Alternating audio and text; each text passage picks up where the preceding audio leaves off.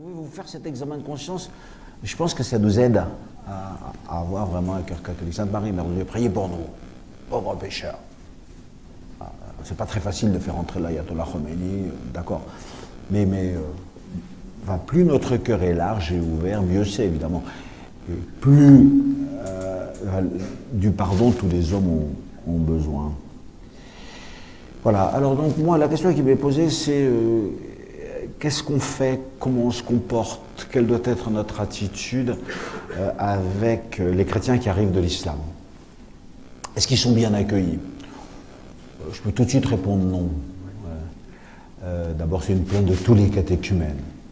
Je vois une dame iranienne qui est avec un catéchuménat très fervent. Il y a beaucoup d'Iraniens qui se préparent au baptême. Cette année, dans le diocèse de Lyon, il y a au moins 5 adultes, etc. Enfin, en fait, c'est très touchant ce qui était dit tout à l'heure à propos de l'ayatollah Khomeini, c'est exactement ce qu'ils pensent. Ils ont découvert l'évangile, ils ont été fascinés par, les chemins ont été très très difficiles, ils demandent le baptême. Ils vivent un catéchuménat de 2 ans. Excellente préparation. Et puis après, boum. Une fois qu'on a été accompagné par un catéchumène, pour le catéchuménat, on avait nos accompagnateurs, nos catéchistes, notre prêtre, on était les perles et les enfants chéris.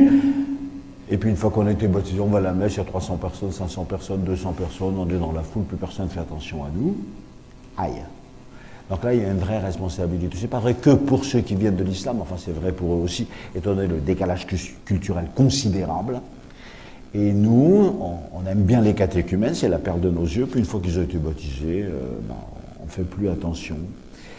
De quoi ont-ils besoin maintenant, quand ils sont ici depuis 6 mois, quand ils vont préparer leur première confession, quand ils vont avancer vers la confirmation, dans la prière quotidienne, dans la manière de prier, oh là là, dans la manière de prier.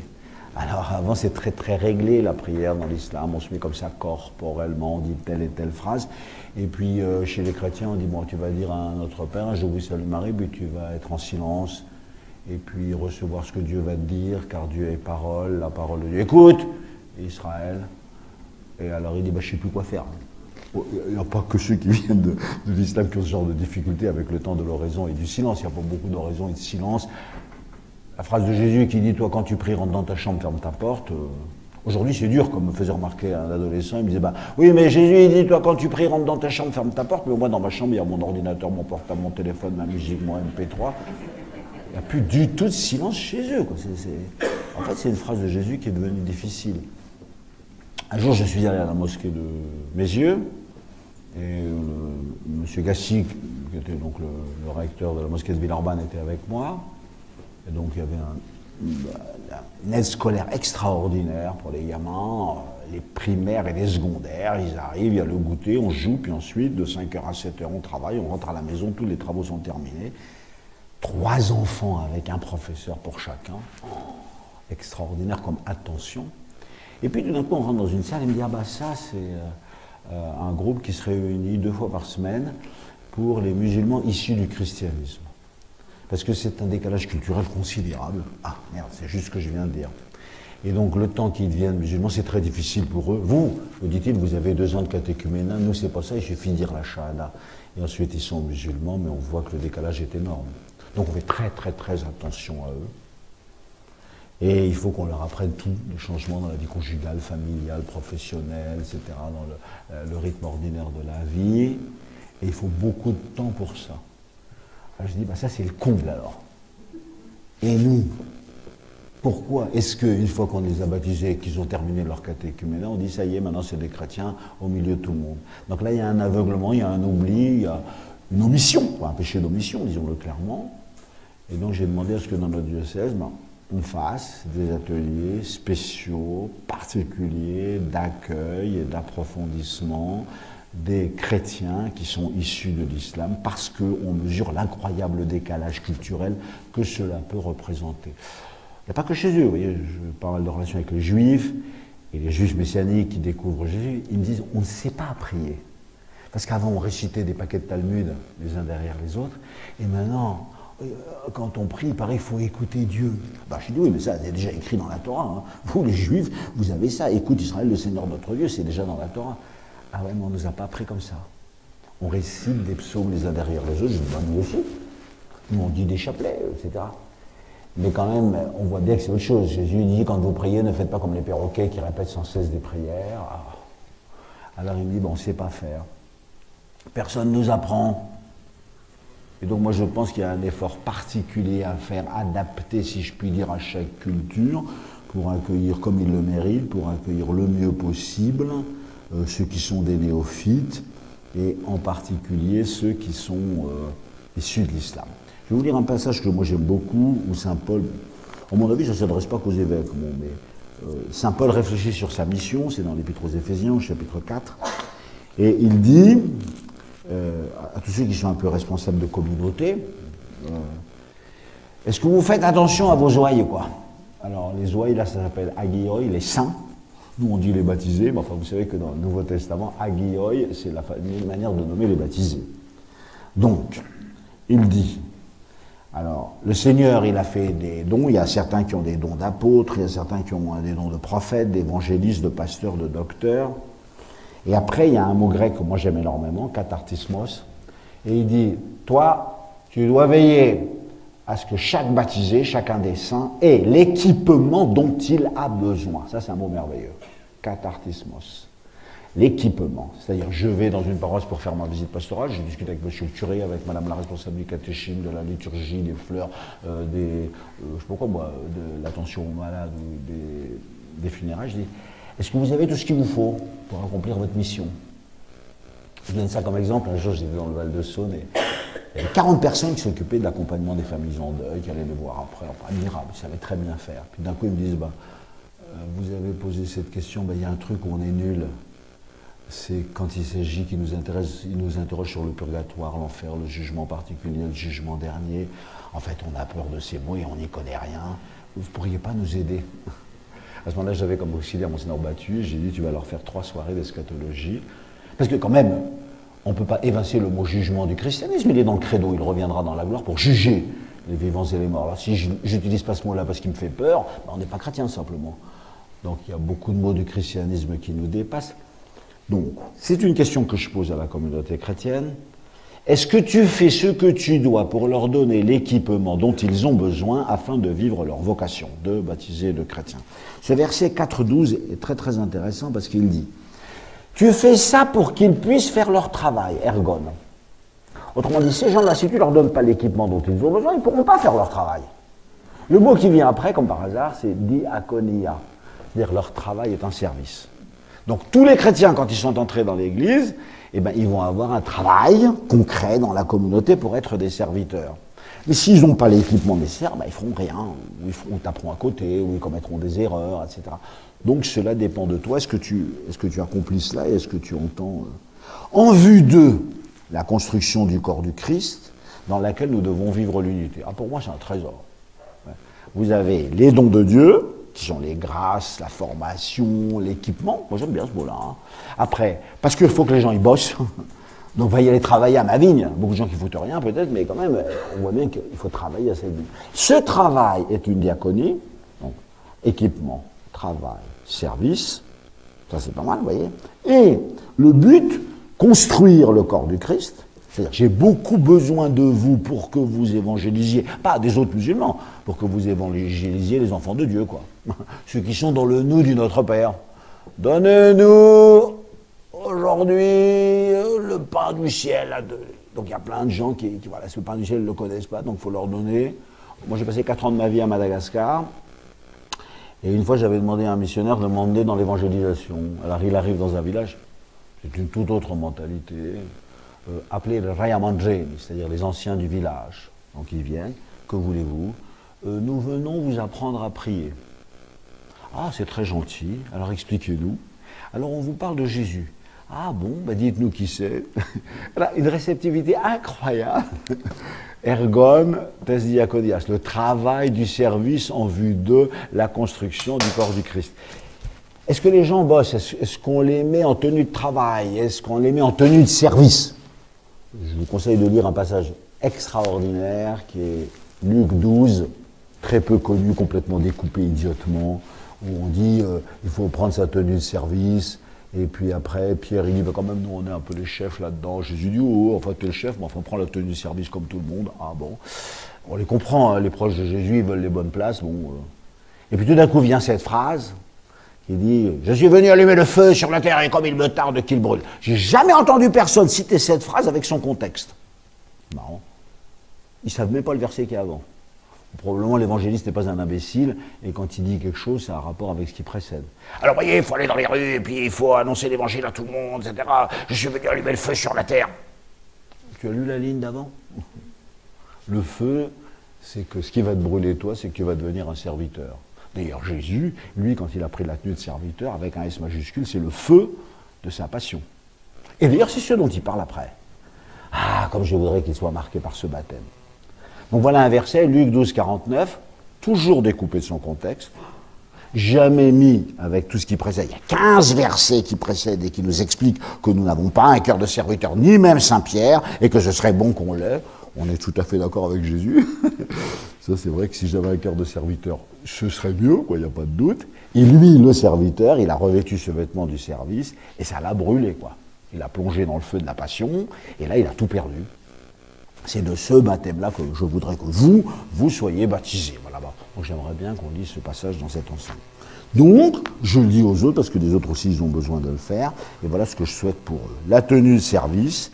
Servir, c'est du feu, ça va me brûler, il va y avoir un grand combat spirituel, je vais freiner des cas de fer, parce que j'ai pas tellement envie de brûler, quoi, parce que, vous voyez. Alors je sais bien que dans la Bible, depuis le début du livre de l'Exode, ça brûle, mais ça me consume pas. Bon, d'accord, donc je suis pas détruit. Bon, quand ça brûle, quoi. Donc, vous voyez, c'est assez difficile, notre rapport, au moment d'entrer dans la passion de Jésus. Mais évidemment, c'est ça le travail auquel nous devons les inviter, et pour qu'ils puissent accomplir ce travail et ce service en vue de la construction du corps du Christ, eh ben, il faut que je leur donne l'équipement dont ils ont besoin. Donc je vais à côté d'eux, je les écoute, et je vois qu'ils n'arrivent pas à prier. Et je vois qu'ils ne savent pas très bien comment faire. C'est pas du tout comme ça qu'on m'a appris dans l'islam. Ben, j'ai dit oui. Alors qu'est-ce qu'il faut faire? Comment vous le voyez? Quelles sont les choses que vous pensez? On t'a appris à adorer. C'est vrai, il y a une dimension de l'adoration qui est belle. Dans le christianisme, on nous dit tout le temps, le verbe adorer n'a qu'un seul complément d'objet direct. Bon, donc il y a beaucoup de gens qui adorent le pouvoir, le fric, etc. Bon, on sait toute cette conversion, toutes nos idoles. Pour ça, il y a quelque chose de beau qui a été donné dans l'éducation musulmane. Et en même temps, ce qui est très difficile à comprendre, c'est que cette grandeur de Dieu, de Allahu Akbar, elle n'est pas une proximité intime. Dans le livre de Bilek, c'est très joli. D'ailleurs, quand il fait son commentaire du Notre Père, que je vous conseille de regarder, il dit ce qui est très dur dans Notre Père, dont je sais que c'est une prière magnifique, pour nous qui venons de l'islam, c'est de voir toute la grandeur de Dieu et de l'adorer, et puis de lui parler comme un enfant à son père. Ah, qu'est-ce que je peux faire pour les aider? Comment vais-je faire pour qu'ils sachent dire leur Notre Père comme un fils parle à son père, tout en gardant le sens de l'adoration et de la transcendance de Dieu? Ah ben moi, catholique, je suis pas très fort non plus là-dedans, quoi. Donc je sais que j'ai à apprendre l'esprit d'adoration. De toute façon, c'est le premier commandement de la Torah. Tu adoreras le Seigneur ton Dieu, tout ton cœur, etc. Donc tout commence par là. À la limite, c'est le résumé de la suite. Vous voyez, dans les 10 commandements, le premier suffirait, parce que le gars qui adore Dieu de tout son cœur, c'est pas la peine de lui dire qu'il ne faut pas commettre adultère ou qu'il ne faut pas voler, ça va de soi. C'est pas inutile qu'on nous l'ait dit, remarquez. Donc les autres commandements sont utiles. Et vous voyez qu'ils sont tous contenus dans le premier. Et le premier, tout le monde passe là-dessus, quoi. Si je vous fais ce test, je vous le fais ici comme ça, vous pourrez vous amuser à le faire ailleurs. Mesdames, messieurs, il y a 7 demandes du Notre Père. Dites-moi quelle est la plus importante pour vous. Dites-moi quelle est la plus difficile. Alors je les aurai toutes, sauf une, qui vient jamais. C'est la première. Que ton nom soit sanctifié. Les gens ils disent, bah oui, partagez le pain, il y a tellement de gens qui meurent de faim. Oui. Pardonnez les enfants, ça, oui, c'est le plus dur, pardonner. Ah bah oui, ça c'est vrai. Résister à la tentation. Des fois on voudrait résister, mais en fait on a fait quelque chose, puis après un quart d'heure on a fait le contraire. Comme saint Paul, il dit, je vois le bien, je l'approuve. Toutes les demandes du Notre Père sont des combats concrets. Et la première, elle est tellement élevée que elle est oubliée. Elle va en automatique, et jamais personne n'y fait attention. Je ne sais pas si vous avez entendu des prédications sur la première demande du Notre Père. Là, je pense que si on écoutait les musulmans et qu'on travaillait avec eux, on aurait des choses à transformer en eux et à recevoir d'eux. Parce que nous, on a tellement l'habitude de voir Jésus dans la crèche, de voir Jésus en notre main quand on communie, de voir tout représenter, que finalement il est un petit peu à nous, quoi. Il y a beaucoup de gens qui disent « Moi j'aimerais bien avoir le Saint-Sacrement chez moi, Monseigneur, est-ce que je peux avoir le Saint-Sacrement? Parce que vous savez, c'est plus commode. » Alors, je ne dis pas que ça vient d'un mauvais sentiment, ça vient d'un excellent sentiment et d'un grand amour de Jésus. Sauf que Jésus ne doit pas être ta propriété privée. Bien sûr, à un grand malade, à quelqu'un qui est un ermite, je vais autoriser. Mais je ne peux pas dire mettez tous des Saints-Sacrements dans votre table de nuit. Enfin, vous voyez le problème qu'il va y avoir chez nous aussi, qui ne va pas forcément être quelque chose de très facile sur ce sujet. Dans ce sens de l'adoration, il y a un problème technique apparemment. C'est parce que je suis pas sage, parce que je bouge trop. Dans ce sens de l'adoration, il y a aussi quelque chose de délicat. Grande transcendance de Dieu. Oui, oui, oui. Je vais me le mettre sur ma veste parce que je l'ai gardé finalement. Je l'avais mis sur la chaîne. Voilà. Pensez à la phrase de Saint Vincent de Paul, qui dit à ses frères ou aux filles de la charité, si pendant que vous êtes à l'adoration, il y a un pauvre qui frappe, allez lui ouvrir, vous quitterez Dieu pour Dieu. Ah, ça c'est difficile à faire comprendre. Et Jésus le dit 25 fois. Ouais, dans Matthieu 25, il dit, quand vous êtes venu me visiter, c'était moi. Quand vous m'avez donné à manger, c'était moi. Quand vous m'avez donné à boire, c'était moi. Quand j'étais prisonnier, c'était moi, c'était moi, c'était moi. J'ai pas à voir Jésus derrière le prisonnier qui est là, ou derrière le pauvre qui est dans la rue, parce que c'est lui, c'est moi. Évidemment, c'est quelque chose d'assez difficile, mais qui, à mon avis, peut être important. Je reviendrai sur la grandeur de Dieu. Vous voyez, je ne sais pas si vous faites ce rapprochement, il va peut-être vous scandaliser, j'espère que non. Dans le Magnificat, qui est le plus beau chant d'action de grâce de l'Évangile, bon, la joie explosive de la Vierge Marie, il n'y a pas mieux. D'ailleurs, l'Église nous demande de dire le Magnificat tous les soirs, au Vêpres. Alors, le premier mot, c'est Magnificat. En grec, méga lunei. Vous savez ce que ça veut dire magnus ou méga? Ça veut dire grand, grand, grand, grand, grand. Donc, la première chose que la Sainte Vierge dit, c'est Allahu Akbar. C'est que Dieu est infiniment grand et qu'elle est sous le choc. Toutes nos traductions sont complètement neuneux. Mon âme exalte le Seigneur. Personne n'entend ce que ça veut dire. C'est pas mon âme, c'est psyché. Je suis bouleversé, un choc psychologique. Après, elle parlera de sa vie spirituelle. Et mon esprit déborde d'allégresse. Donc la vie spirituelle est tout à fait présente chez la Sainte Vierge Marie. Sauf que quand on dit mon âme exalte le Seigneur et mon esprit, personne ne comprend rien. Et c'est du flou. Ouais. Le texte de l'Évangile, il dit qu'elle, quand elle a vu l'ange venir chez elle, elle était toute troublée quand même. Alors, elle a tellement choqué qu'aussitôt elle est partie en hâte voir sa cousine Élisabeth. Moi, quand j'étais petit garçon, on m'a expliqué « Ah ben la Sainte Vierge, elle est très gentille, elle est allée aider sa vieille cousine Élisabeth parce qu'elle ne savait pas comment faire quand elle allait avoir un bébé. » Comme si la Sainte Vierge savait quelque chose à 15 ans. Enfin, bon. Elle est allée parce que l'ange lui a parlé d'Élisabeth. Elle est allée parce que le choc était considérable. Qu'est-ce que Dieu vient faire irruption dans ma vie et dans la vie d'Élisabeth? Donc j'y vais tout de suite, elles se parlent entre elles. Et après, elle explose de stupeur devant la grandeur de Dieu. La grandeur de Dieu. Et après, on voit la douceur de sa vie spirituelle, sa joie qui est là, le fait qu'elle se croit. Elle sait qu'elle est toute petite et elle se demande comment cela peut se faire. Un jour, j'ai demandé à la Sainte Vierge, dans ma prière, j'ai demandé quelle était la phrase principale de la Bible pour elle. Et alors, la réponse était quand même un peu nouille, hein, parce que tu l'as dit tous les jours dans le Magnificat. Et il y a une phrase du Magnificat, c'est Luc 1,50. Sa miséricorde s'étend d'âge en âge. Là, il y a tout. D'ailleurs, c'est ce qu'elle explique. Elle a disparu. Elle ne parle plus d'elle. Regardez, il a renversé les potents dans leur trône, il lève les armes, il comble les biens, les affamés, il renvoie les riches les mains vides. Pas qu'il est méchant avec les riches ou avec les grands et gentil avec les petits, il est gentil avec tout le monde. Un riche, quand il parle les mains vides, ça lui fait du bien quand même, pour une fois, il n'a pas l'habitude. Donc un orgueilleux qui se casse la gueule de son trône aussi, ça lui fait du bien. Donc en fait, c'est par miséricorde agissante de Dieu. Et elle nous décrit toute la miséricorde de Dieu. Les amis, le mot miséricorde avait disparu de nos lèvres. On ne l'avait même pas mis dans la traduction du Magnificat. Pour moi, ça me scandalise. Heureusement, il y a Jean-Paul II qui a dit le fil rouge de tout mon pontificat, c'est la miséricorde. Ah. Et puis après, le pape François qui a dit je fais une année jubilaire de la miséricorde. Donc les catholiques maintenant sont réveillés. Le mot est revenu sur nos lèvres. Il est 2 fois dans le cantique de Zacharie qu'on dit tous les matins au laude, 2 fois dans le Magnificat qu'on dit l'après-midi, et on ne le prononce jamais. Chez les catholiques, il a disparu de nos lèvres. Donc il serait temps qu'il y revienne. Les musulmans en parlent tout le temps. Là, on va avoir un point de rencontre. C'est quoi la miséricorde de Dieu? Alors que les juifs aussi discutent avec nous. Parce que je comprends que moi, chrétien, je ne suis pas sérieusement chrétien. Pourquoi, dans mon église catholique à moi, on a chassé ce mot-là? Alors que vous l'utilisez tout le temps. Il s'agit de quoi au juste? Et donc, apprendre et réapprendre la miséricorde. Jean-Paul II, sur la fin de sa vie, j'étais à ce truc-là, c'était à l'inauguration du sanctuaire de la miséricorde à Cracovie, en l'honneur de Sainte Faustine.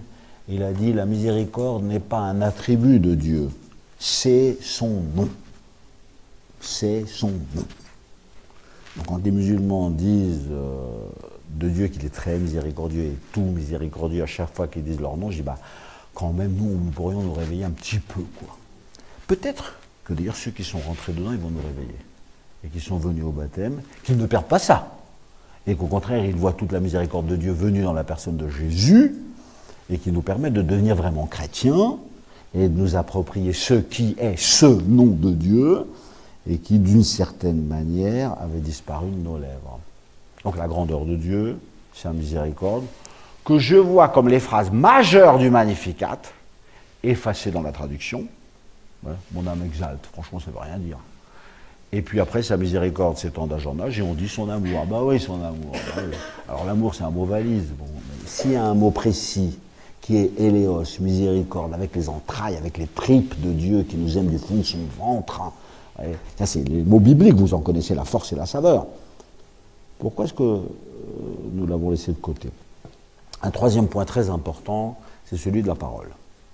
Nous ne sommes pas une religion du livre. Ah ben Dieu sait si je l'aime, ma Bible, ça je peux vous dire. Bon, n'ayez pas peur qu'elle soit neuve, c'est parce que l'autre était très très très usée et qu'au bout d'un certain temps, j'ai dû en acheter une nouvelle. Nous n'avons pas la religion du papier, nous. Nous ne sommes pas attachés à Maktoub, c'est écrit, etc., etc. Mais nous savons que Dieu parle et que pour nous, sa parole est sacrée. Elle est véritablement une parole de Dieu. Donc on va discuter assez longuement sur la parole de Dieu. Et là aussi, il y a une aide à apporter aux musulmans qui sont devenus chrétiens pour leur montrer que quand on dit « acclamons la parole de Dieu », c'est « acclamons la parole de Dieu », que Dieu a parlé, que je dois l'écouter, que je dois ensuite le mettre en œuvre, mais que ce n'est pas des formules toutes crues tombées comme ça, que c'est en fait un amour agissant et que cette parole est active, que cette parole est un fait d'amour et de miséricorde. Je vais vous prendre un passage qui est malheureusement aussi très peu lu, on ne lit jamais le dimanche, je ne sais pas pourquoi, alors que c'est un miracle sublime dans Luc au chapitre 7, qui est le fils de la veuve de Naïma. Donc c'est une femme qui est veuve, qui a un fils unique, et Jésus passe à côté de ce village, c'est un village qui est entre Nazareth et le mont Tabor, et puis il voit un grand tumulte, il dit qu'est-ce que c'est? Alors il dit, bah, c'est une femme qui est veuve et qui a perdu son fils. Jésus lui remet aux entrailles, il y va, saisi de pitié et de miséricorde d'ailleurs, pris aux entrailles, splankana le mot grec, et il ressuscite le garçon. Le garçon se met assis sur sa civière, il parle, malheureusement on n'a pas, il dit merci, bon, on ne sait pas si on n'a pas les phrases, et puis Jésus le rendit à sa mère. Et tout le peuple se met à dire, un grand prophète s'est levé parmi nous, Dieu a visité son peuple. Dans la tête du catholique moyen que nous sommes tous, un grand prophète, c'est quelqu'un qui parle beaucoup, comme Isaïe, comme Jérémie. Et là, Jésus a dit rien. Donc, un grand prophète, c'est l'amour de Dieu qui vient en chair et en os, qui vient en parole et en acte.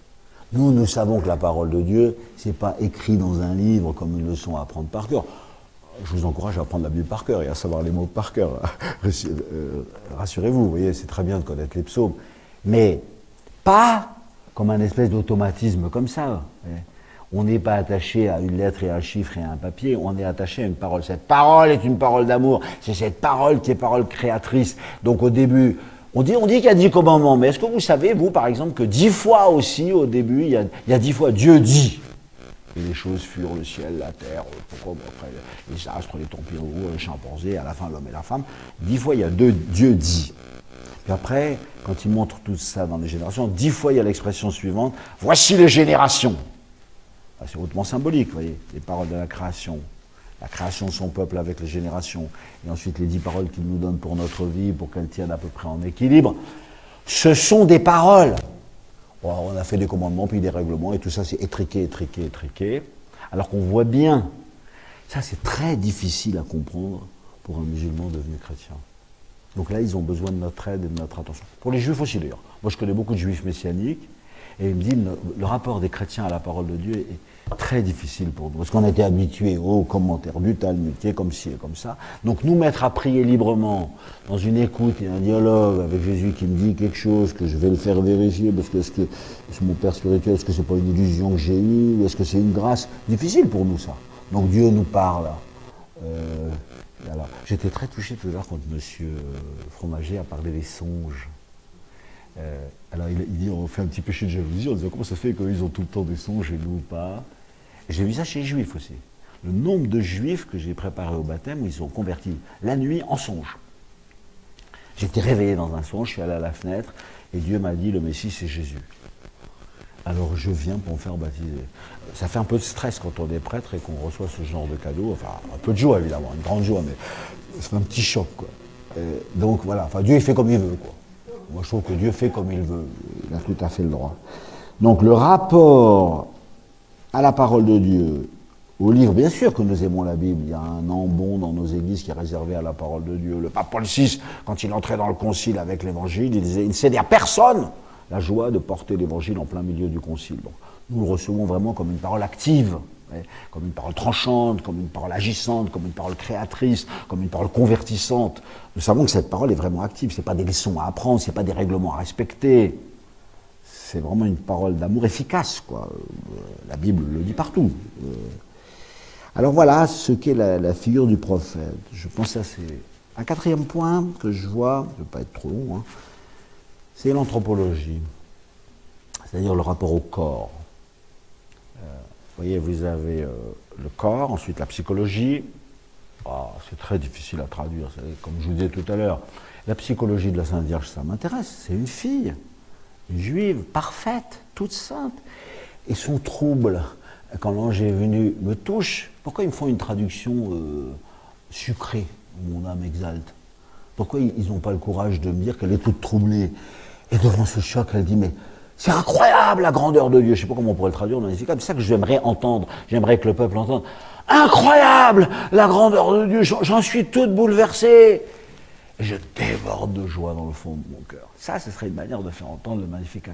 Vous vous rendez compte, moi, une petite de rien du tout, il m'a regardé. Pourquoi il m'a regardé, moi? Et maintenant, à cause de ça, tous les siècles me proclameront bienheureuse. C'est fou, sa miséricorde est folle, sa miséricorde s'étend d'âge en âge. Il fait comme ci, il fait comme ça, il a toujours fait comme ça. Il est incroyable. C'est comme ça que j'entends le Magnificat, moi. Mais il faut dire qu'on nous l'a un peu rabougri et sucré, vous voyez, dans la manière de dire et de le présenter. Et j'aimerais que ces choses-là soient entendues.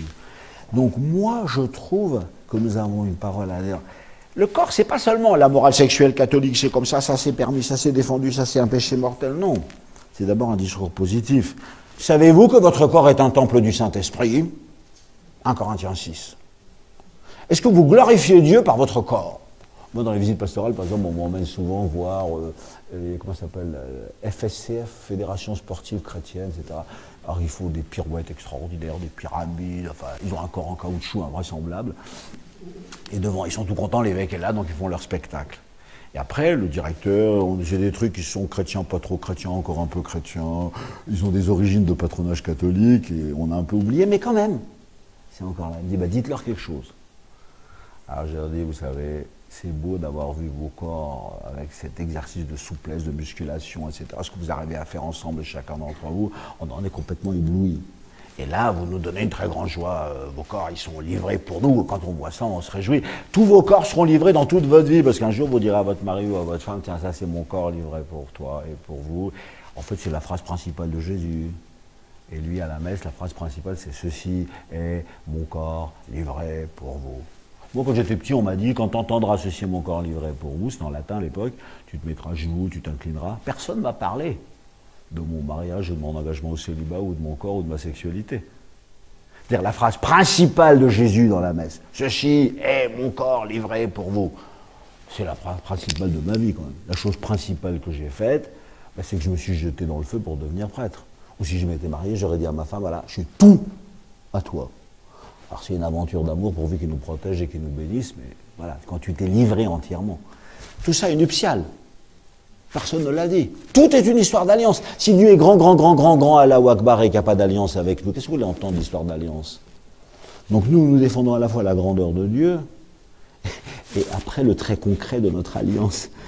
Difficile les deux à la fois. Mais c'est très très concret. Moi j'aimerais qu'aux jeunes on leur dise, quand tu entendras à la messe ceci est mon corps livré pour vous, ben, pense à ta vocation, pense à ton mariage. À qui ton corps sera-t-il donné et livré? Quelle sera la fécondité de ta vie? Tu vois, la fécondité de la vie de Jésus, c'est ton salut. Et la tienne, c'est quoi? Et c'est l'événement majeur de ton existence. En fait, tout le monde le sait d'ailleurs. Mais je trouve qu'on pourrait le dire davantage. Glorifiez Dieu par votre corps. 1 Corinthiens 6, 20, le même passage.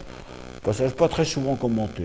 On le lit en janvier, une fois tous les 3 ans dans nos messes. Mais en général, le prêtre, il ne commente pas ça. Il commente l'évangile parce que c'est un peu hard de parler de la sexualité dans un sermon. Une fois tous les 3 ans, on pourrait quand même. Glorifiez Dieu dans votre corps. Les gamins qui font ça devant moi, je dis, vous savez, avec vos corps, vous rendez gloire à Dieu. Hein. Merci. Vous faites exactement ce qui est écrit dans la Bible. Et je vais vous le dire. Glorifiez Dieu par vos muscles, par votre corps. Et ça, je pense que c'est quelque chose de concret à dire, parce que c'est quelque chose de nouveau pour celui qui devient chrétien quand il est musulman. Sa foi n'est pas incarnée. Il y a les pratiques, je jeûne, je fais ci, je fais ça, etc., etc. Donc il faut que mon corps soit soumis et obéi. Donc je me prosterne comme ci, je fais mes ablutions, et puis je dis oui, d'accord, c'est très bien, jeûner aussi. D'ailleurs les musulmans, ils disent, mais quand même, vous les chrétiens, vous jeûnez pas beaucoup. Une fois, Gassi m'a dit ça. Bah, il a raison. Hein. On jeûne le mercredi des cendres et le vendredi saint, des fois il faut voir comme d'ailleurs. Bon, Jésus dit, toi quand tu jeûnes, ça prouve que ça doit faire partie de ma vie. Toi quand tu fais l'aumône, les chrétiens sont très généreux, ils font des aumônes partout. Je ne suis pas sûr que les 3 phrases aient la même importance quand tu jeûnes, quand tu pries, etc. Donc moi j'aimerais qu'on arrive à parler avec eux concrètement, après de la place et de ta personne. Dans l'évangile de dimanche, demain, c'est encore très mal traduit d'ailleurs, celui qui veut sauver sa vie, il la perdra. Et tandis que celui qui la perdra, il la gagnera en vie éternelle. Sauf que ce n'est pas le même mot grec, des deux côtés de vie. Donc le premier, c'est sauver ta place, sauver ta figure, sauver ta personnalité, sauver ton aura. Tu vois, les gens qui sont très préoccupés de leur image de marque, c'est ça que ça veut dire. Alors celui qui est toujours préoccupé de son look, ou de sa place, ou de sa position, ou de sa carrière, ou de son fric, ou tout ça, il est perdu. Avec la vie éternelle, c'est autre chose. Donc un rapport juste à mon corps, est-ce qu'il glorifie Dieu? Après, à ma vie, ma carrière, mes études, ma profession, mon fric, ma place sociale, est-ce que je suis vraiment un serviteur? Et puis évidemment, le but, c'est la vie éternelle.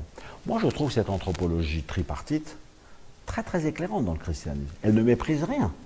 On sait ce qu'il nous dit à propos de l'argent, à propos du travail, à propos du service. On sait ce qu'il nous est dit à propos de notre corps. On dit les dangers des péchés de la chair, etc. Mais on dit surtout qu'il est fait pour la gloire, et qu'il est fait pour être le don, qu'il est fait pour être livré, qu'il est fait pour l'amour, et qu'il est fait pour la fécondité de nos vies. Ouais. Et après tout ça, évidemment, sans comparaison avec le mystère de Dieu présent en toi. Je ne sais pas si les catholiques sont assez formés pour être capables de dire ça à des gens qui arrivent de l'islam. C'est vrai que la clé du bon accueil des musulmans devenus chrétiens, c'est une bonne formation des chrétiens. Et que les chrétiens eux-mêmes, ces choses-là leur viennent sur les lèvres, et que leur rapport à la Bible soit juste, que leur rapport à la parole soit juste. Voyez. Donc ça me paraît vraiment tout ce qui doit être corrigé, harmonisé, affiné à propos de Dieu. Ma conclusion, c'est, dans leur entrée dans la famille, ne pas oublier qu'ils vont nous apporter quelque chose de beau. Vous voyez, j'étais missionnaire à Madagascar, et je faisais des cours de christologie dans un séminaire, et je me dis, c'est qui Jésus dans la tête des Malgaches? Ça fait 100 et 150 ans qu'ils sont évangélisés. Et alors je disais aux séminaristes, bon, je vais vous faire votre cours sur les pères de l'Église, vous y connaissez rien. Mais le cours de Christologie, vous y connaissez quelque chose, et vous avez décidé de donner votre vie à Jésus, c'est pour ça que vous êtes au séminaire. Donc le cours, c'est toujours vous qui allez le commencer. Pendant 10 minutes, vous prenez un texte d'évangile et vous dites pourquoi vous l'aimez. Puis après, on discute une vingtaine de minutes, et ensuite, je fais 1 heure et demie de cours pour vous apprendre les conciles. Il fallait bien que je leur apprenne les trucs, etc. Et j'ai entendu des choses que j'ai jamais entendues en France. Chaque culture nouvelle apporte sa pierre, dans l'évangélisation. Et on voit par exemple les grands exégètes malgaches maintenant, ils disent des choses que jamais aucun exégète européen n'a dit. C'est-à-dire l'incubation de la parole de Dieu dans les siècles de leur culture. Inculturation, c'est un mot qui est fait à partir de incarnation. Vous voyez, la révélation est rentrée dans leur chair et dans leur culture, et les fruits sont nouveaux. Il y a un texte de Jean-Paul de très beau sur Ecclesia in Africa qui dit « L'Église va être splendide avec des vêtements complètement nouveaux, elle va être revêtue d'une robe de toutes les couleurs qui vont venir de toutes les cultures. » Il attend cet enrichissement qui va venir d'ailleurs. Eh ben, vous avez connu ça. Moi, j'ai par exemple des réflexions que je n'ai jamais entendues que des juifs baptisés, que je n'ai jamais entendues que des musulmans baptisés. C'est-à-dire que dans leur manière d'être, ils ont quelque chose qui nous réveille, qui va être aussi pour nous un beau cadeau, auquel il faut qu'on soit attentif et humble. Ouais. Parfois, ils sont très étonnés, et ben, j'espère que nous restons étonnés. Il n'y a rien de pire qu'un chrétien qui croit qu'il sait tout, ou qui a bien compris Jésus. Saint Paul, il utilise 20 fois le mot mystère. À chaque fois, c'est pour parler de Jésus. Je sais s'il en parle. Il y a des enseignements sur Jésus et des hymnes christologiques et des patati patata, etc. Mais à chaque fois qu'il parle, il nous fait entendre qu'il ne comprend pas ce qu'il dit, qu'il est dépassé par ce qu'il dit, et que le Christ dont il parle, avec force bien entendu, est encore un grand mystère pour lui. Ça, c'est très étonnant pour les musulmans. Parce qu'ils ont le sentiment que nous, on a mis Jésus dans la crèche et qu'on l'a pris comme si, et qu'on le connaît, qu'on a des petites chansons et des ceci et des cela. Ouais. Et ils disent, ben, vous l'avez truqué, quoi. Il est devenu une chose. Non. C'est lui qui s'est fait homme. Et le fait que Dieu puisse se faire homme, j'ai toujours pas compris. Et quand ils voient que nous avons le sens de la grandeur de Dieu, je prends cet exemple. Un jour, je suis devant le tombeau de Saint-Augustin à Annaba, en Algérie. Et je leur récite la première page des Confessions de Saint-Augustin. Magnus Domines, Laudabilis Valde, Magna Virtus Tua, etc. Pas en latin, rassurez-vous. Donc je leur récite. Et un musulman me dit, mais c'est quoi ça? Et quand Saint-Augustin s'exclame devant la grandeur de Dieu. Tu nous as fait pour toi, Seigneur, dans notre cœur, sans repos, autant qu'il ne demeure en toi. Enfin, vous la connaissez, cette page très célèbre. Et je dis, c'est la première page des Confessions de Saint-Augustin. Ah oui, mais Saint-Augustin était algérien, il était kabyle, il était de chez nous. J'ai dit, bah oui, justement, c'est pour ça qu'on est venu. Et il a écrit ça. Mais alors, vous, les chrétiens, vous avez le sens de cette grandeur de Dieu? J'ai envie de dire pas assez, pas assez. Mais c'est vrai, c'est vrai. C'est-à-dire, quand ils voient que nous avons le sens de la grandeur incroyable de Dieu, et que nous sommes perdus, parce que ce si grand s'est fait tout petit, et un homme comme nous, eh ben, il voit qu'on est devant un immense mystère. Ça, c'est quelque chose qui va les respecter en profondeur et qui peut-être va les mettre sur le chemin. Donc je termine sur cette question. Est-il sûr que tous les chrétiens, quand ils parlent de Jésus, font sentir qu'ils sont dépassés par ce dont ils parlent? Quand ils disent un mot sur Jésus, ils disent « je vous dis ça, mais vous savez bien que j'y comprends rien ouais. » Je vous dirais ça pour vous faire comprendre. Le plus grand mystère du christianisme, j'espère que les autres l'entendent, c'est le petit « et » qui se trouve entre homme et Dieu. Parce que c'est impensable. Je vais prendre des exemples très simples pour me faire comprendre. Vous avez une maman qui traverse le passage piéton et le feu rouge avec son gamin qui a 2 ans et demi. Allez mon chéri, on y va. Ça y est, tu vois, les voitures sont arrêtées. Y a-t-il une personne qui va dire la maman et le garçon ont décidé que? Le « et » est impensable. C'est elle qui décide et l'on compare. Une telle disproportion, c'est une disproportion minime d'ailleurs, entre un enfant de 2 ans et une maman, c'est rien du tout comme différence. Mais ce « et » n'est pas pensable. Alors entre Dieu et l'homme, hein, je prends un autre exemple. Vous avez un agrégé de mathématiques qui fait un professeur de robinet, un problème de robinet avec un gamin de CM2. Alors, y a-t-il une personne qui va dire l'agrégé de mathématiques et l'enfant ont résolu le problème? Personne. Tout le monde dit, il a bien expliqué au gamin et le gamin a résolu son problème. Donc lui, il sait, et l'autre, il ne sait pas, il n'y a pas de « et ». Il a bien expliqué, le gamin, il a réussi à faire. Il n'y a pas de « et ». Et la distance est très minime. Le président de la République atterrit à l'aéroport de Bron, il va à la préfecture. Donc il a atterri à 10h moins le quart, et puis il est arrivé à la préfecture à 10h, les gardes républicains le... Y a-t-il un journal qui va dire y a-t-il un journal qui va dire le président de la République et son chauffeur? Le « et » est impensable. Entre une maman et son gamin, entre un professeur et un enfant, entre quelqu'un qui est important socialement. Et c'est des distances minimes. Donc même dans les distances minimes, nous ne mettons pas de « et ». Et pour Jésus, nous mettons « et », homme et Dieu. Le résultat, là aussi on peut faire un examen de conscience. Souvent je dis aux chrétiens, attention, nous sommes tous plus ou moins monophysites ou tous plus ou moins nestoriens.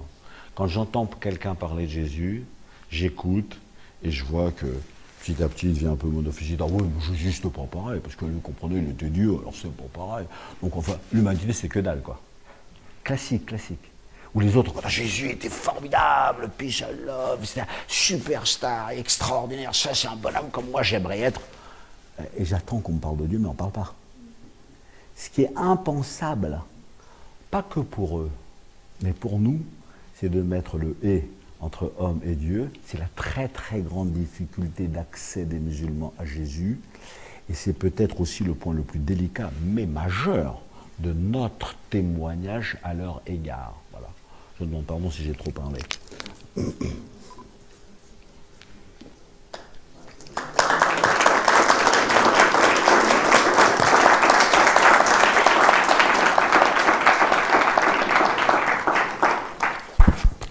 Merci.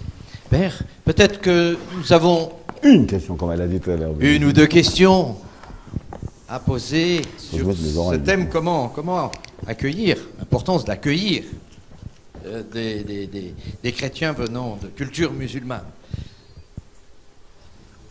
Est-ce qu'il existe, comme pour les funérailles, des gens formés à ça dans l'Église? Vous avez entendu la question? Moi, pas. Est-ce qu'il existe des équipes dans le diocèse pour accueillir des personnes venant pour les, comme pour les funérailles? Je pense que beaucoup de monde se réveille sur ce sujet et que dans beaucoup de diocèses, on s'aperçoit que c'est une nécessité générale pour l'accueil des catéchumènes une fois qu'ils sont néophytes. Les catéchumènes sont bien accompagnés, les néophytes, non. Le pape François, dans Evangelii Nuntiandum, dit « Regardez tout ce que vous faites pour la préparation au mariage. Et vous ne faites rien pour les 3 premières années de mariage. » Et je crois qu'il a raison. Il y a besoin d'un accompagnement avant. Je ne veux pas faire des compliments, mais c'est quand même pas mal fait. Il y a des belles choses. Et une fois que c'est fait, tombe dans l'oubli. Et donc on voit qu'il y a un accompagnement spécifique. Je le vois aussi pour les juifs. L'accompagnement spécifique des juifs devenus chrétiens n'est pas simple. Et l'accompagnement spécifique des musulmans devenus chrétiens demande, à mon avis, une grande attention. Et je suis persuadé qu'il y a pas mal de diocèses où c'est un point qui est en train de se réveiller. En tout cas, dans le diocèse de Lyon, j'essaye, voilà. S'il y a des volontaires pour nous aider, on est pour. Hein. Moi, je voudrais savoir 2 questions. La première, très simple. Vous dites que la miséricorde... Vous dites que La miséricorde, c'est pas un attribut de Dieu, c'est le nom même de Dieu. Mais moi, c'est vrai que dans mon souvenir, c'est Dieu de tendresse et de pitié, lent à la colère, riche en grâce et en fidélité. Elle vous récite Exode 34, 6, qui est le verset majeur pour définir la miséricorde. C'est lui-même Dieu qui se définit de la sorte devant Moïse. Donc ce verset 34, 6, il est cité 20 fois dans la Bible et dans les psaumes, et il est le pilier de la théologie de la miséricorde. Je ne sais pas s'il est très connu, en tout cas de Morgane, il est connu. Oui, mais du coup, c'est dit tendresse et pitié. Les mots, ce sont tendresse et pitié, ce ne sont pas non, mais je peux te miséricorde. les expliquer un par un. Donc tendresse, c'est les entrailles, raham. Pitié, c'est très mal traduit, c'est hanoun, c'est la grâce. Lent à la colère, toujours oublié évidemment. C'est-à-dire Dieu, il ne se met pas en colère pour passer ses nerfs. Mais quand ça ne va pas, comme des parents qui aiment leurs enfants, ils lui disent « Mon petit chéri, il ne faut pas voler jamais. Ah bah, maman, je te promets, je ne volerai jamais. » Bon, et si le gamin ne vole pas, il n'a pas besoin de hausser le ton. Sauf que si 1 ou 2, 3 fois, il a volé, que c'était dans un supermarché et tout, bah, les parents ils vont un peu hausser le ton, quoi. On est lent à la colère avec ceux que l'on aime, mais parfois la colère est nécessaire. Donc, ces passages qu'on ne va jamais lire dans l'Évangile, vous savez, quand Jésus se met en colère contre les pharisiens, on ne lit jamais tellement on est courageux.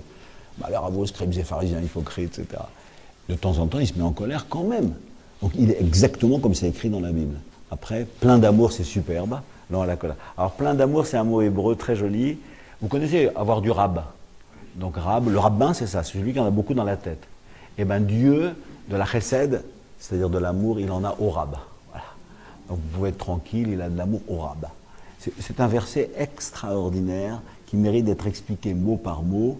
Et je vous assure, il est tellement important, il vient dans la liturgie du mercredi, descendre dans la lecture de Joël, il vient dans le psaume 102, il vient dans le psaume 144, on le voit partout, quoi. Deuxième chose.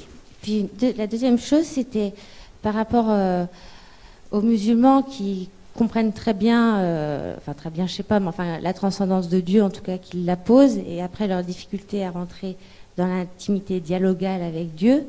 Est-ce que on ne peut pas partir finalement de la joie du Seigneur qui explique bien simplement que nul ne connaît le Fils si ce n'est le Père, nul ne connaît le Père si ce n'est le Fils et celui à qui il veut bien le révéler.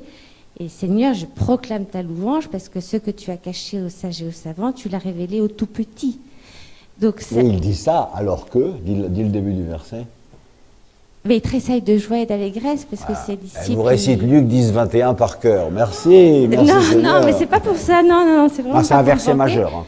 Vas-y, continue. La question, c'est quoi? Non, mais du coup, c'est vraiment pour... il me semble que c'est verset majeur parce que non seulement c'est la joie du Christ, et en plus, ça montre bien que l'intelligence dans laquelle il va falloir entrer et le dialogue dans lequel il va falloir entrer en écoutant la parole de Dieu, finalement, il est profondément intime. Il nous ramène à notre petitesse.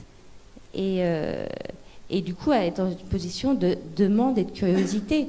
Ah bon, si nul ne connaît le Fils si ce n'est le Père, ça veut dire qu'il va falloir que je demande au Père de me faire connaître le Fils. Oui. Et puis si nul ne connaît le Père si ce n'est le Fils, il va falloir que je demande au Fils de me faire connaître le Père. Ça me semble peut-être une bonne entrée. Pour moi, c'est un verset incroyable. C'est à coup sûr le sommet de l'évangile de Saint-Luc. Oui. Donc je résume la situation, pour ceux qui ne le connaissent pas bien. Les apôtres reviennent, ils sont des gars bien, hein. Ils ont été envoyés en mission, ils ont accompli leur mission, ils viennent rendre des comptes. Alors ils disent, les 72 revinrent tout joyeux et ils expliquèrent à Jésus qu'ils avaient chassé des démons. Jésus les regarde en disant, moi, je voyais Satan tomber du haut du ciel comme l'éclair, arrêtez de vous réjouir parce que vous avez chassé 3-4 démons et de vous vanter comme des petits vantards, réjouissez-vous parce que vos noms sont inscrits dans les cieux. Ça, on en a fait un chant, vous savez. Car vos noms sont inscrits dans le cœur de Dieu. Mais il n'y a jamais personne qui a mis le verset précédent en chant. Vous voyez. Je voyais Satan tomber du haut du ciel comme l'éclair. Il n'y a pas un seul bonhomme qui l'a mis en chanson. C'est dommage parce que c'est des phrases qui sortent de Jésus à une ligne d'intervalle. Alors, verset 21, alors, Jésus tressaillit de joie sous l'action de l'Esprit Saint. Vous dites, là j'ai intérêt à faire attention, c'est ce qu'elle nous a invités à faire, parce que je suis sûr que cette joie-là, ça va être du pur sucre. La joie de Jésus, elle n'est pas abîmée par une once de vanité, évidemment. Donc il explose de joie, c'est un verbe intraduisible, exomologumai. Je déborde, je proclame de joie, de gloire, etc. Parce que tu as caché cela, non pas aux riches et aux savants, aux sages et aux savants, à des savants et à des intelligents. C'est-à-dire que dans les gens qui sont très savants et tout ça, qui sont orgueilleux et qui disent qu'ils savent et ils dominent, tout leur est caché. Et tu l'as révélé à des tout petits. Et il y a des cœurs humbles qui comprennent vachement mieux que les grands théologiens. On en a l'expérience. Il y a des grands et des grands savants, en fait, on voit bien qu'ils sont super intelligents et super diplômés, mais en fait, ils sont aveugles. Et il y a des tout petits qui n'ont aucun diplôme, mais ils ont tout compris. Des fois, il y a des réflexions d'enfants au café. Enfin, vous avez cette expérience qu'on a tous, quoi.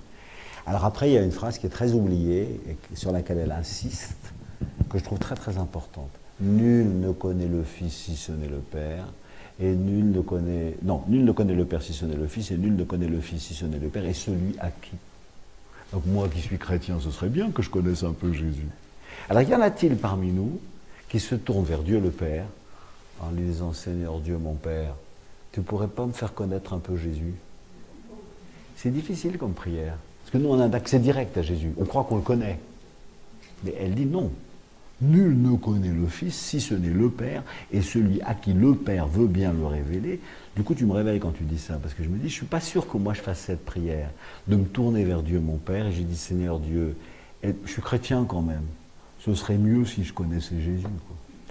Pour vous montrer ça, je vous indique une petite lecture qui n'est pas directement en rapport avec l'islam, mais c'est analogue, qui est un livre qui s'appelle « Parler de Dieu est dangereux », un livre très facile à lire, et qui est l'autobiographie d'une femme russe, élevée dans l'athéisme soviétique, et qui s'appelle Tatiana Goritcheva, à peu près de ma génération, elle est née en 1947, très vite diplômée, genre agrégée de philosophie, professeur de philosophie à Leningrad, donc très diplômé, marxiste, léniniste, tout ce que vous voulez, etc. En 70, c'est intéressant tout à l'heure quand vous avez parlé des protestants et des baptistes, les baptistes sont arrivés aussi en Russie, ils ont converti des quantités de gens. Elle demande le baptême, elle se fait baptiser, le surlendemain, elle n'est plus professeure de philosophie, mais elle est promue au rang de liftière dans un ascenseur d'un grand hôtel, donc elle peut appuyer sur 15 rez-de-chaussée, etc., comme une grande formation, donc elle est vidée tout de suite. Et elle découvre l'orthodoxie. Donc, c'est les baptistes qui vont parler du baptême, mais après, elle voit bien la grande maison de la tradition de son peuple, avec les grands saints orthodoxes, les starets, etc. Elle prend un père spirituel, et son père spirituel lui dit « c'est très bien, une très bonne persécution, continue comme ça ». Donc, elle bosse, elle écrit des quantités de livres, il lui interdit la publication. Et en 1980, je ne me rappelle plus ça, mais on voit ça dans son livre, en 1980, il y a une année internationale de la femme. À ce moment-là, elle écrit un livre, toujours, je ne sais pas si je l'ai chez moi, en tout cas, Parler de Dieu est dangereux, le titre de son livre. Vous voyez que Parler de Dieu est dangereux. Et moi, je me suis trompé complètement sur le titre, vous allez voir comment. Et alors, elle écrit, son père spirituel lui dit, maintenant c'est le moment, prends la parole. Donc elle écrit un livre superbe, Femmes et Russie, et elle est expulsée le lendemain. Elle arrive à Vienne. Donc là, il y a le samizdat, tous les gens qui faisaient passer... Moi, j'étais gamin à 18, 19 ans, tout ça, on lisait Solzhenitsyn en cachette. Il y avait le professeur qui traduisait, comment il s'appelait, Nikita Struve. On était passionnés de découvrir qu'il y avait tout ce bouillonnement spirituel en Russie, caché derrière des obligations lourdes d'un régime impossible en béton. Enfin, en fait, ça vivait, quoi. Et alors, elle est le soir dans une famille autrichienne qui l'accueille très très bien. Il y a une émission de télévision. Et dans cette émission de télévision, on parle de Dieu, de l'athéisme, de la foi, etc. Et il y avait un prêtre, dit-elle. Il était très bien habillé avec un costume 3 pièces, il avait son attaché-caisse, etc. Et il parlait de Dieu comme un spécialiste qui parle de son sujet. Et je me suis dit, oh là là, parler de Dieu, c'est dangereux. Le danger n'était pas du tout le fait qu'elle avait été maltraitée, méprisée, elle s'en foutait de ça. Mais pour elle, c'est beaucoup plus dangereux que quelqu'un qui est chrétien parle de Dieu comme d'un sujet qu'il maîtrise. Donc il faut que nous... Moi, c'est pour ça que je souhaite ça pour les prêtres ou les séminaristes, je leur dis souvent quand je les forme, je leur dis, j'espère que quand vous prêcherez, ce que vous direz vous brûlera les lèvres. Les gens, on leur explique des choses, bien sûr. Les sermons peuvent être intéressants, c'est mieux s'ils sont intéressants. Mais il faut surtout, pendant que tu parles, que les gens se rendent compte que tu ne comprends pas ce que tu dis. Au sens de posséder. Tu ne maîtrises pas ta matière. Un agrégé de physique, il faut qu'il connaisse. Un agrégé d'allemand, il faut qu'il connaisse l'allemand à la perfection et qu'il puisse répondre. Il faut qu'il maîtrise son domaine. Un professeur doit maîtriser sa matière. Mais un chrétien comme témoin, il doit faire comprendre qu'il est en extase devant un mystère. Il doit parler, il est parole. Il faut que cette parole soit faite chair. Ça, c'est une des choses, je terminerai là-dessus, qui est très intéressante pour les musulmans devenus chrétiens, c'est que, en fait, nous, au bout du bout, on comprend que ce qui s'est passé en Jésus, ça doit se passer dans ma chair et mon sang à moi. Et moi aussi, je dois devenir la parole de Dieu en chair et en os. Parce que les gens ne lisent pas l'évangile. Hein. Donc si l'évangile leur parle à travers ma vie, c'est gagné. Si l'évangile n'est pas devenu moi en chair et en os, mais il ne parlera jamais à personne. Donc l'expression « le Verbe s'est fait chair » doit continuer. Enfin, bien sûr, il n'y a que le cas unique de Jésus qui est « le Verbe fait chair », mais nous devons être une page d'évangile vivante dans les rues. Et les gens y voient ça. Alors ça, je crois que la conception de la parole de Dieu pour un musulman, c'est très difficile. Et qu'on a à lui dire, c'est quand même ta vocation. Oui, mais si vous lui dites en lui montrant que vous êtes dépassé, peut-être que ce sera plus juste, quoi. Pardonnez-moi.